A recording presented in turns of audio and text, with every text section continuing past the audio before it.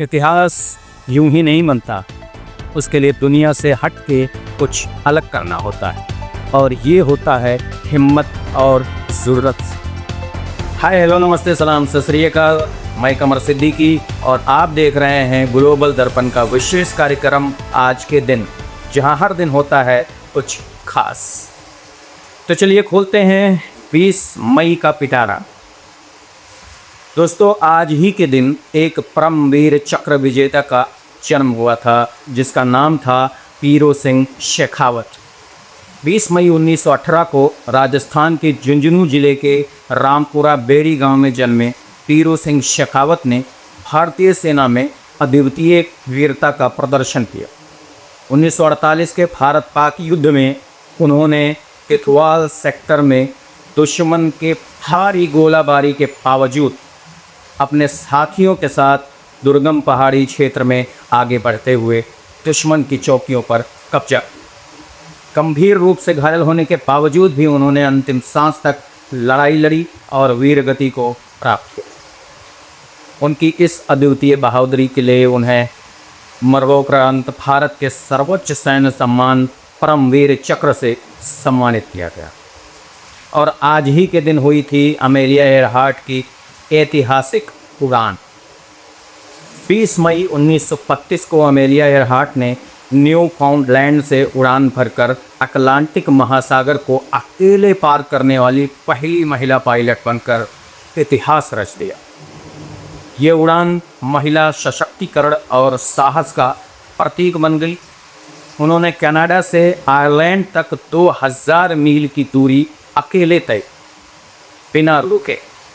और आज ही के दिन ब्रह्मांडीय माइक्रोवेव पृष्ठभूमि विकिरण की खोज हुई।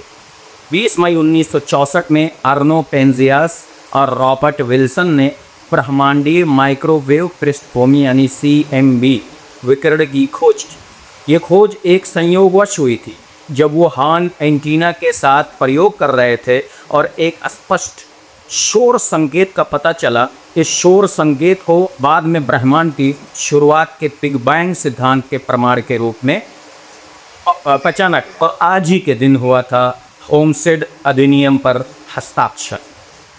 20 मई 1862 को अमेरिकी राष्ट्रपति अब्राहम लिंकन ने होमस्टेड अधिनियम पर हस्ताक्षर किया, जिससे लाखों अमेरिकियों को मुफ्त में ज़मीन प्राप्त करने का एक मौका मिला और देश के पश्चिमी विस्तार को एक गति मिली।